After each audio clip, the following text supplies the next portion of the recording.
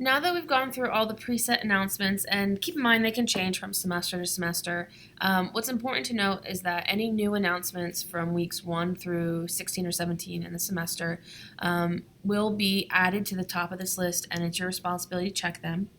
You can log in every day if you want and double check to see if there's a new announcement, or if you are proactive, and what I would recommend, you can go to your profile in the top left hand corner. You see my little picture up here, and if you go in there, you can change your communication preferences, and you can get a daily or a weekly email that sums up all of your Canvas activity. You can say anytime that the teacher sends an announcement, I want to receive a text message or a Facebook message or an email.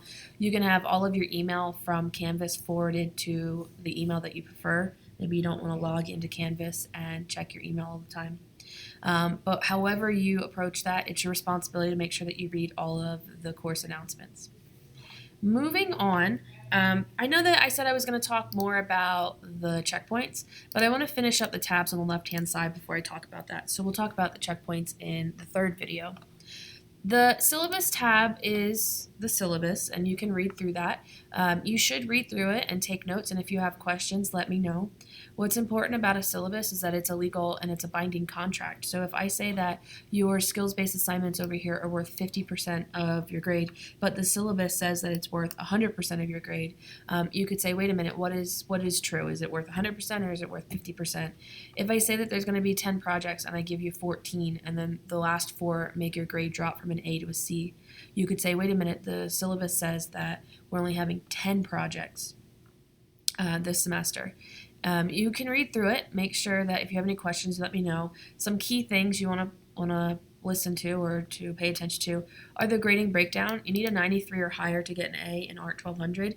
It is definitely not difficult to get a 93 because this is a skills-based class and everything is either right or wrong. So make sure that you're paying attention to the lecture and that you're following all the steps that are required in an activity. And literally it either works or it doesn't work. So we're prepping images for output, and for the most part we're going to prep images for commercial printing, but we'll also talk about prepping it for digital output. So it either is going to output or it's not, and that's why it's important that you double and triple check all of your skills in your activities. You can read through the course objectives. So this is kind of a broader explanation of what we're going to cover, and we will cover that by completing checkpoints 1 through 12. Academic honesty is kind of where my mean streak comes out, so I am pretty laid back and I'm understanding, and I'm more than happy to help you in any way I can. I will explain something 25 different ways if it takes 25 different ways for you to understand it. But I have a very low tolerance for cheating, so if you take my class, you'll notice there's always a clause that says, students caught cheating in any capacity will forfeit the right to pass the course. If you get caught cheating, I will fail you for the entire semester. If you decide that you don't want to take ART 1200 InDesign software, you can read the section down here about testing out, but I'll give you a heads up. We don't actually test out of ART 1200. What we say is you can test into the advanced course. So if you think that you already know a lot about InDesign and you want to move on to the advanced course, you can opt not to take ART 1200, but in lieu of that, you have to take the advanced class, and it has to be approved by your specialization rep.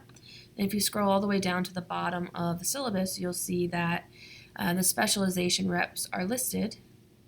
If I can find them, they're on here somewhere. Oh, they've disappeared. I'll have to go back and add them before your semester starts. But you have to talk to your specialization rep. So if you're an animation student, you have to talk to the animation specialization rep. If you're a graphic design student, you have to talk to the graphic design specialization rep. Because 2 things have to happen for you to test into the advanced course. You, 1, have to have it approved for your degree, and that person will approve it. And then secondly, whoever is in charge of the advanced class will have to test you into it.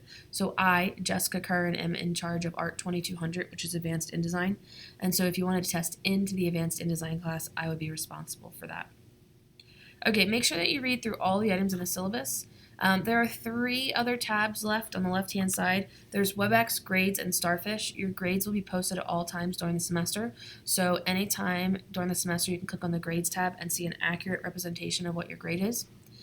If you're taking this as an online class, I'm going to run WebEx. It's an experiment starting with the spring 2017 semester.